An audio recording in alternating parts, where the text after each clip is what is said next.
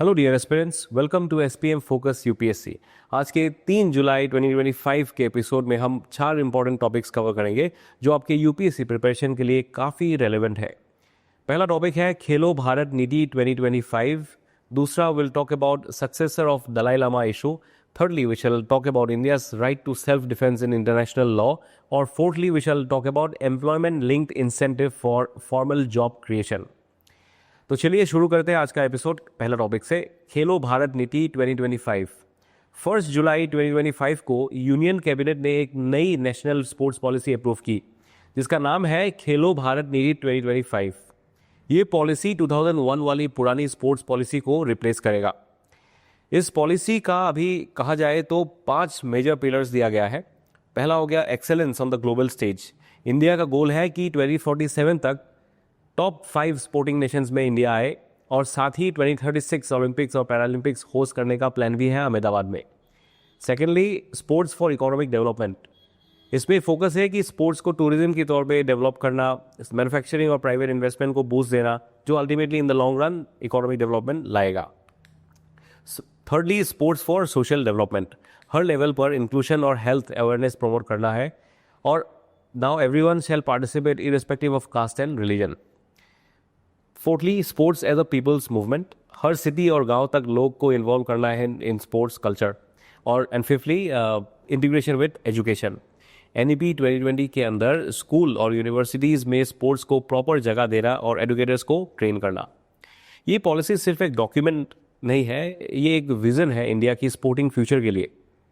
History के context में देखें तो 1984 में पहली बार नेशनल स्पोर्ट्स पॉलिसी आई थी, लेकिन स्पोर्ट्स एक स्टेट सब्जेक्ट होने की वजह से सेंटर का रोल लिमिटेड था। लेकिन लिबरलाइजेशन के बाद 1991 के बाद इनफैक्ट स्पोर्ट्स को एक नई विजिबिलिटी मिली। केबल टीवी आया, प्राइवेट स्पॉन्सरशिप्स बढ़ी। 2000 में ministry of youth affairs and sports बना और 2001 में एक अपडेटेड पॉलिसी आई। इसके बाद कुछ इंपॉर्टेंट स्कीम्स लॉन्च हुई, जैसे कि टॉप स्कीम जो 2014 में लॉन्च हुआ था। टारगेट था इसका ओलंपिक पोडियम के लिए एलीट एथलीट्स को ट्रेनिंग और फंडिंग करना। दूसरा हो गया खेलो इंडिया 2017 में जो आया था। स्कूल और यूनिवर्सिटी लेवल पर यूथ टैलेंट को आइडेंटिफाई करना इसका एम था। और फिट इंडिया मूवमेंट 2019 में आया था, जो इसका एम था कि स्पोर्ट्स को फिटनेस और पब्लिक हेल्थ के साथ जोड़ना। और अब खेलो भारत नीति जो रिसेंटली आया है 2025 में, एक लैंडमार्क स्टेप है इंडिया के स्पोर्टिंग कल्चर को ग्लोबल लेवल तक लेके जाने के लिए। इसी टॉपिक पर एक प्रीलिम्स प्रैक्टिस क्वेश्चन दिया गया है, आप इसका आंसर कमेंट सेक्शन में दे सकते हैं। चलिए अब बात करते हैं एक इंटरनेशनल इशू की जो काफ़ी सेंसिटिव भी है और यूपीएससी के लिए भी काफ़ी इंपॉर्टेंट है। दलाई लामा के सक्सेसर को लेकर चल रहा करंट कंट्रोवर्सी। सबसे पहले बात करते हैं तिब्बत की, जहाँ से ये पूरा इशू स्टार्ट होता है। तिब्बत एक जियोग्राफिकल बफर रीजन है इंडिया और चाइना के बीच। ये सेंट्रल एशिया के हाई प्लेट्यूज और माउंटेन्स में लोकेटेड है, इसी वजह से इसे रूफ ऑफ द वर्ल्ड भी कहा जाता है। कल्चरली भी तिब्बत चाइना से बिल्कुल अलग है। तिब्बतन लैंग्वेज और वज्रायना बुद्धिज्म वहाँ की कोर आइडेंटिटी है, जो चाइनीज कल्चर से काफ़ी डिफरेंट है। अब बात करते हैं दलाई लामा के रोल की। दलाई लामा सिर्फ एक व्यक्ति नहीं बल्कि एक स्पिरिचुअल और पॉलिटिकल पोजीशन है तिब्बतन लोगों के लिए। अभी पॉलिटिकल पोजीशन को लेके जो डिबेट है हम लोग देखेंगे बाद में। दलाई लामा के मतलब होता है ओशन ऑफ विजडम। ये माना जाता है कि दलाई लामा अवलोकितेश्वरा बोधिसत्वा के रीइनकार्नेशन होते हैं। अब ये बोधिसत्वा होता क्या है? बोधिसत्वा वो लोग होते हैं जो खुद निर्वाणा अचीव करने के बजाय दूसरों के जीवन में मुक्ति लाने के लिए काम करता है। उनका मार्ग ही दूसरों की मुक्ति होती है।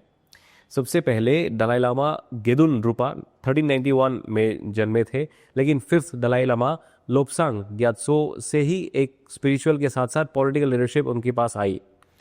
और ट्रेडिशन ये भी है कि जब एक दलाई लामा की डेथ होती है तब हाई लामाज जो होते हैं वो लोग एक नए दलाई लामा की तलाश करते हैं using A sacred method like the golden earn draw at Jokhang temple in Tibet. अभी करंट दलाई लामा है 14 इन द लाइन, उनका नाम है तेंजिन ग्यात्सो। ये 1935 में दलाई लामा बने और 1959 में जब चाइना ने तिब्बत पर कब्जा किया तब उन्होंने इंडिया में रिफ्यूजी ले लिया। तब से वो धर्मशाला जो हिमाचल प्रदेश में है वहाँ रह रहे हैं और एक पैरेलल गवर्नमेंट चला रहा है। अब थोड़ा सा पॉलिटिकल बैकग्राउंड समझते हैं। 1949 में चाइना में कम्युनिस्ट पार्टी का रूल आया और 1950 में चाइना ने तिब्बत पर मिलिट्री एक्शन किया। वहाँ का बुद्धिस्ट मॉन्क्स के साथ एट्रोसिटीज हुई, जैसे फोर्स एबॉर्शन, स्टेरिलाइजेशन, और चाइनीज सिटीजन्स के वहाँ से बसाया गया था ताकि टिबेटन कल्चर डाइल्यूट हो जाए। इसी ऑपरेशन के वजह से दलाई लामा ने 1959 में भारत में उन्होंने शरण ली, लेकिन चाइना ने इसे अपने इंटरनल मैटर्स में इंटरफेरेंस माना। ये एक रीज़न था जिससे 1962 में इंडिया चाइना वॉर की टेंशन शुरू हुआ। One of the reasons was this. आपने सुना होगा 1954 में इंडिया और चाइना के बीच पांचशील एग्रीमेंट भी साइन हुआ था। इसमें 5 प्रिंसिपल्स थे, जैसे mutual respect, non interference, peaceful coexistence etcetera. और इसी एग्रीमेंट के थ्रू इंडिया ने तिब्बत को चाइना का हिस्सा मान भी लिया था।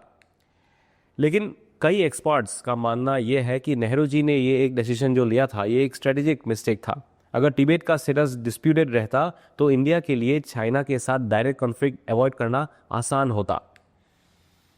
अब बात करते हैं करंट सिचुएशन की जो अभी न्यूज़ में है। 2011 में दलाई लामा ने 2 बड़े अनाउंसमेंट किए थे। पहला था कि पॉलिटिकल पावर उन्होंने तिब्बतन पार्लियामेंट इन एग्जाइल को ट्रांसफ़र कर दिया, जो कि धर्मशाला से, जो हम लोगों ने ऑलरेडी बात किया है, धर्मशाला हिमाचल प्रदेश में बेस है। दूसरा हो गया, उन्होंने कहा कि जब वो 90 साल का हो गए तब वो डिसाइड करेंगे पब्लिक और हाई लामास के कंसल्टेशन के बाद कि दलाई लामा इंस्टीट्यूशन को कंटिन्यू करना है भी या नहीं, या अगर करना भी है तो कौन नेक्स्ट होगा। He will decide only after discussion with the public और द हाई लामास। तो 6 जुलाई 2025 को दलाई लामा 90 साल का हो रहे हैं, इसलिए ये स्टेटमेंट अब दोबारा न्यूज़ में है। इसके अलावा उन्होंने मार्च 2025 में एक बुक पब्लिश की, वॉइस फॉर द वॉइसलेस, जिसमें उन्होंने लिखा कि मेरा सक्सेसर चाइना के बाहर जन्म लेगा, यानी तिब्बतन ट्रेडिशन के थ्रू सिलेक्शन की बात। लेकिन चाइना क्या कह रहा है ये भी जानना ज़रूरी है। चाइना कहता है कि अगला दलाई लामा उनकी गवर्नमेंट के अप्रूवल से अपॉइंटेड होगा। लेकिन अभी यूएस भी इसमें रोल प्ले करता है कि यूएस ने 2022 में एक लॉ पास किया था कि Tibet policy and support act, जिसको हम लोग TPSA कहते हैं, जिसमें ये क्लियर किया गया कि सक्सेसर की सिलेक्शन सिर्फ तिब्बतन बुद्धिस्ट ट्रेडिशन के बेसिस पर ही होनी चाहिए। कई एक्सपर्ट्स कहता है कि यूएस ने ये तिब्बत कार्ड प्ले किया चाइना के ऊपर प्रेशर बनाने के लिए। अब सवाल ये उठता है कि क्या इंडिया भी ये तिब्बत कार्ड प्ले करे। आयर एक्सपर्ट्स जैसे शशि थरूर कहता है कि इंडिया को तिब्बत कार्ड यूज़ करना चाहिए, लेकिन कुछ एक्सपर्ट्स मानते हैं कि इसे चाइना के साथ हॉस्टिलिटी और बढ़ सकती है, क्योंकि हमारी बाउंड्रीज डायरेक्ट चाइना के साथ लगती है। तो ये पूरा इशू ना सिर्फ रिलीजियस है बल्कि डीप स्ट्रेटेजिक और जियोपॉलिटिकल भी है, और यूपीएससी के लिए भी ये काफ़ी रिलेवेंट है। चलिए अब बात करते हैं एक ऐसा इशू की जो इंटरनेशनल और इंडिया के नेशनल सिक्योरिटी दोनों से जुड़ा हुआ है, इंडिया का राइट टू सेल्फ डिफेंस। अब सबसे पहले समझते हैं कि इंटरनेशनल लॉ के अंदर सेल्फ डिफेंस का स्कोप क्या है। यूएन चार्टर के 2 इंपॉर्टेंट आर्टिकल्स इस इशू से जुड़े हैं। पहला हो गया आर्टिकल 2 क्लॉज 4। ये क्लियरली प्रोहिबिट करता है कि किसी भी स्टेट के खिलाफ फोर्स का यूज़, स्पेशली अगर वो उसकी टेरिटोरियल इंटीग्रिटी या पॉलिटिकल इंडिपेंडेंस को हर्ट करता हो। आर्टिकल 51 कहता है कि ये एक एक्सेप्शन देता है, आर्टिकल 51 गिव्स एन एक्सेप्शन कि अगर किसी स्टेट पर आर्म्ड अटैक होता है तो वो अपने डिफेंस में एक्शन ले सकता है, यानी right to self defence use कर सकता है। अब करंट कॉन्टेक्स्ट क्या है ये समझते हैं।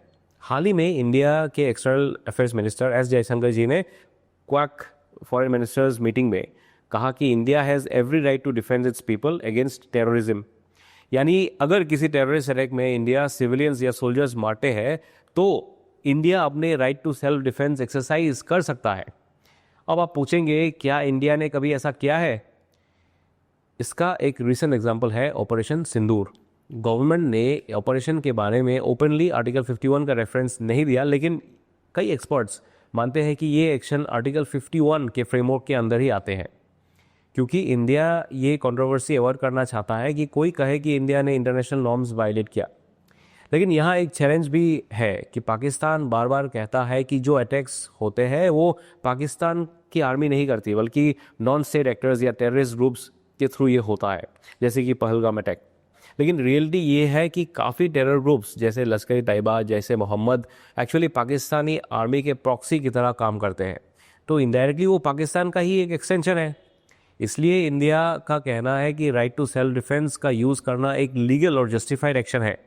स्पेशली जब टेररिज्म स्टेट स्पॉन्सर्ड हो। ये इशू जीएस पेपर 2 में international relations of foreign policy के कॉन्टेक्स्ट में बहुत इंपॉर्टेंट है और प्रीलिम्स में भी आर्टिकल 41 के रेफरेंस से सवाल आ सकता है। अब बात करते हैं एक इकोनॉमिक इनिशिएटिव की जो इंडिया में फॉर्मल जॉब क्रिएशन को बूस्ट करने के लिए लॉन्च किया गया है, एम्प्लॉयमेंट लिंक्ड इंसेंटिव यानी ELI स्कीम। तो अभी क्या हुआ, हाल ही में यूनियन कैबिनेट ने एक नई स्कीम को अप्रूवल दिया है जिसका अनाउंसमेंट पहले भी यूनियन बजट 2024-25 में किया गया था। इस स्कीम का नाम है एम्प्लॉयमेंट लिंक्ड इंसेंटिव स्कीम। इस स्कीम का टोटल बजट है ₹99,446 करोड़ और इसका टारगेट है 3.5 करोड़ नए जॉब्स क्रिएट करना, और वो भी सिर्फ 2 साल के अंदर।